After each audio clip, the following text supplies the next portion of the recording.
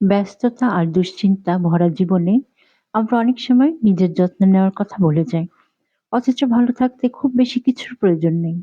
দরকারি কিছু ছোট ছোট কিন্তু নিয়মিত অভ্যাস দৈনন্দিন জীবনে সামান্য পরিবর্তনই এনে দিতে পারে মানসিক শান্তি আর শারীরিক সুস্থতা।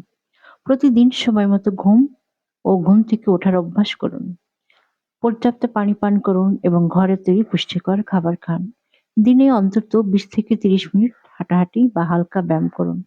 মোবাইল ও সোশ্যাল মিডিয়া থেকে কিছু সময় নিজেকে দূরে রাখুন। ইতিবাচক মানুষের সাথে সময় কাটান। মন খারাপ হলে নিজের অনুভূতি চেপে না রেখে কারোর সাথে কথা বলুন। আল্লাহর ওপর ভরসা রাখুন ও কৃতজ্ঞতায় অভ্যাস করে তুলুন। অতীত টেনে বর্তমান নষ্ট না করবেন না। অপ্রয়োজনীয় তর্কে জড়াবেন না। কারো জীবনে নাক না গলানোই ভালো। সবার মন জোগানোর চেষ্টা করার দরকার নেই। যেটা আপনার জন্য নয় সেটা জোর করে না চাওয়া। খোঁচা দিয়ে কথা না বলা। চুপ থাকার চেষ্টাই শ্রেষ্ঠ।